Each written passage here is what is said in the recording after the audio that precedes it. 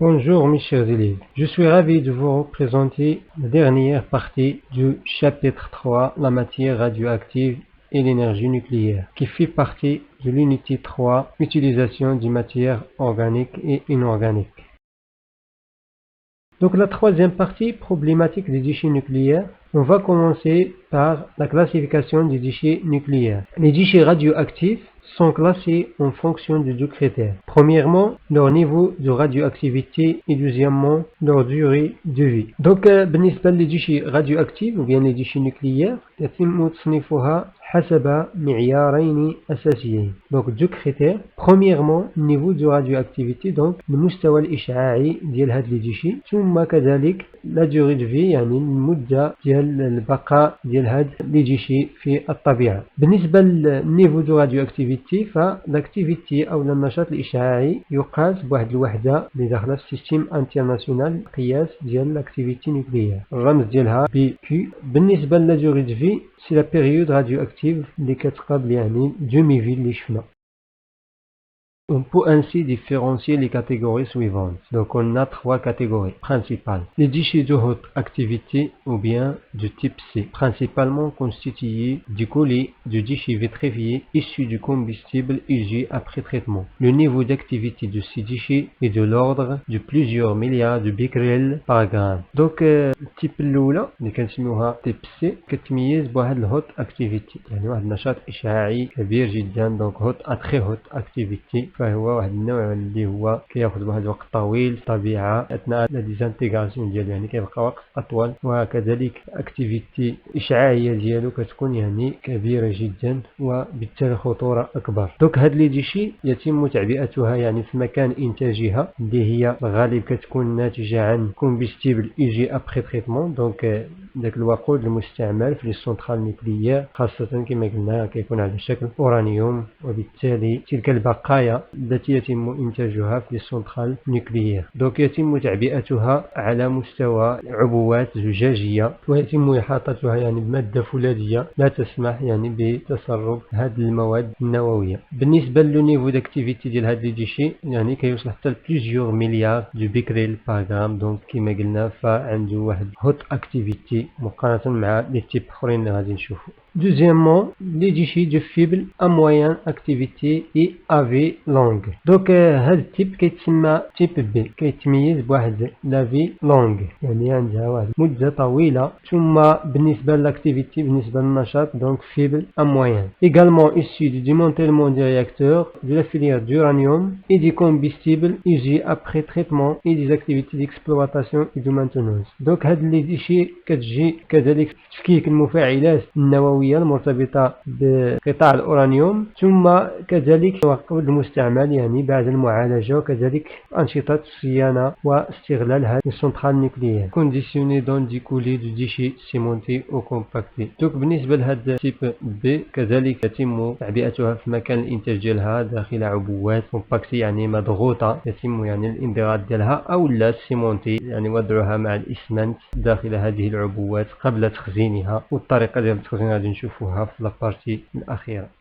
L'activité de ces déchets est de l'ordre de centaines de milliers à 1 milliard de becquerels par gramme. Donc كما كتلاحظوا فهي يعني l'activité ديالها فيبل ان موين ما كتفوتش 1 مليار دو بيكريل باغ غرام. دونك هنا واحد الملاحظه اننا في الكاتيجوري الاولى ما ذكرناش المده ديال لا في ديالها، فهي اذا بمجرد كتكون عندها واحد اكتيفيتي عاليه ما كيهمش سواء كانت في لونغ او لا في كورت، دونك كتبقى انها اكثر خطوره.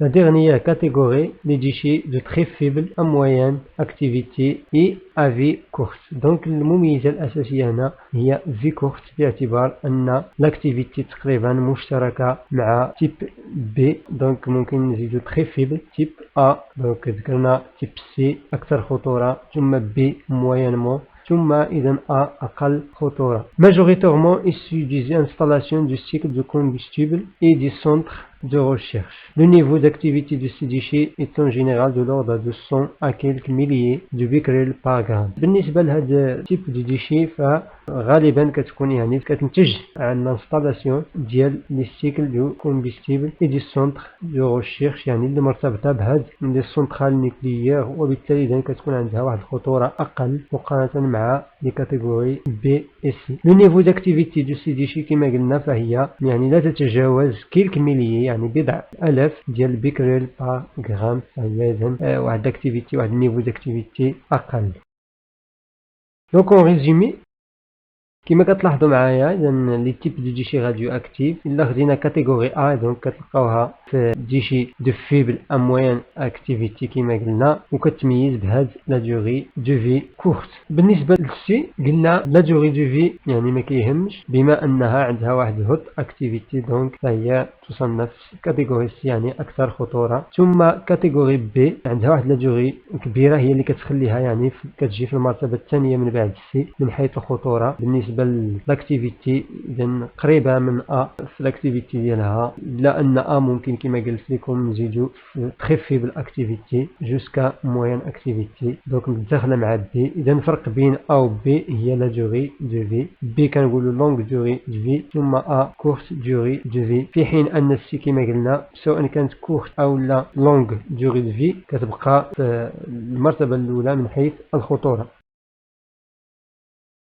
ثانيا جيستيون دي ديشي نيكليير. دونك بالنسبه لهاد لي ديشي نيكليير يعني باعتبار الخطوره ديالها يتم تخزينها بشكل بارتيكولي. لو ستوكاج دي ديشي راديو اكتيف est un sérieux problème environnemental. اذا باعتبار بطبيعه الحال هاد لي ديشي كتشكل خطوره على البيئه، فهاد لو ستوكاج اذا مهم جدا بالنسبه لهاد لي ديشي لمنع تسربها يعني في البيئه وتاثيرها على الكائنات التي تعيش في البيئه خاصه. puisque les éléments radioactifs continue lors des intégrations sur une longue durée. زي كما قلنا لاكتيفيتي نيكليير يعني الانشطه الاشعاعيه ديال هاد لي ديشي كتبقى واحد لونغ دوري، خاصه كما شفنا مع الكاتيجوري بي وكذلك الكاتيجوري سي اللي ممكن يكون عندها كذلك لونغ دوري. Ainsi le stockage de ce type de déchets demanderait une durée d'ordre géologique.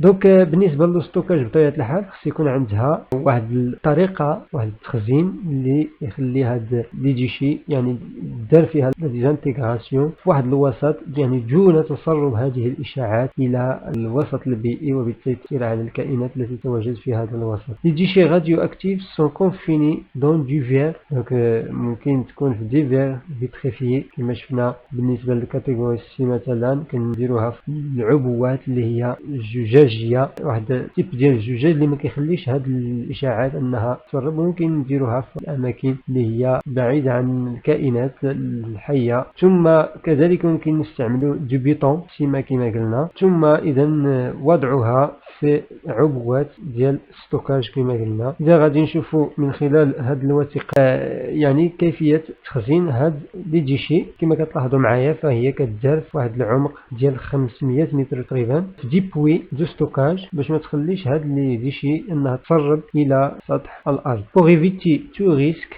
ces colis sont stockés dans un lieu éloigné des habitations كما قلنا الهابيتاسيون كذلك éloigné de الأوساط الطبيعية اللي كتكون فيها يعني كائنات حية بشكل أكبر. dans une couche géologique imperméable et stable. دونك هاد لاكوش جيولوجيك أو الطبقة الصخرية اللي غنديرو فيها هاد الستوكاج خصها تكون أولا imperméable يعني لا تسمح بتسرب هذه الإشاعات، ثم كذلك stable جيولوجيكمون. ملي كنقولو stable يعني واحد المنطقة اللي هي بعيدة عن الزلازل وكذلك يعني ليزاكتيفيتي جيولوجيك. هاد لاكوش ممكن تكون ديال الارجيله ولا تكون ديال غرانيت باعتبار يعني لامبيرميابيليتي ديالها اللي هي ضعيفه. اون بروفوندور دو بليزيور سنتين دو متر كما شفنا هنايا حوالي 500 متر على الاقل في باطن الارض، وبالتالي عندنا كما قلنا طبقات صخريه غير نافذه اللي كتمنع اذا تسرب هذه المواد الاشعاعيه اللي قلنا ديجا كتدار في البيطون سيما وكذلك في عبوات زجاجيه، ثم يتم طمرها في اماكن خاصه في ديبوي ابار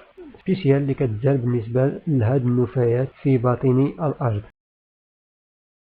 en conclusion, malgré la productivité élevée de l'énergie nucléaire par rapport aux autres énergies renouvelables, elle présente des menaces pour la santé et l'environnement. Cependant, la prise des précautions lors de l'utilisation des matières radioactives est primordiale. Donc هنا مهم في هذه la partie نعرفوا les trois catégories A, B et C ونفرقوا بيناتهم يعني من حيث la durée de vie ومن حيث النشاط الإشعاعي يعني جوج ديال المعايير اللي كريتير اللي شفنا. ثم كذلك الأهمية ديال التخزين ديال الستوكاج ديال هاد لي ديشي نوكليير. دونك كما قلنا بالنسبة لهاد الطاقة النووية فهي عندها واحد برودكتيفيتي إلفي مقارنة مع باقي الطاقات المتجددة سواء السولير أو لا يوليان أو لا جيوتيرميك إتسيتيرا. في المقابل كما شفنا فعندها واحد التهديد بالنسبة للسونتي بالنسبة للانفيرونمون العكس ديال لي زينيرجي الأخرين اللي هي طاقات نظيفة وطاقات صديقة للبيئة العكس ديال إنرجي نوكليير. دونك فهي كتهدد لا سونتي كما شفنا وكتهدد كذلك البيئة. لهذا أثناء استعمال هذه الطاقة لا بد من الحيطة وأخذ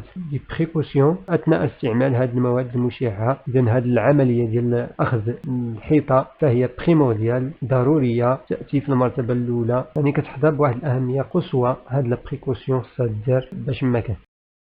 Donc, merci pour votre attention et à très bientôt avec le dernier chapitre. N'oubliez pas de liker, partager et surtout d'abonner. À bientôt.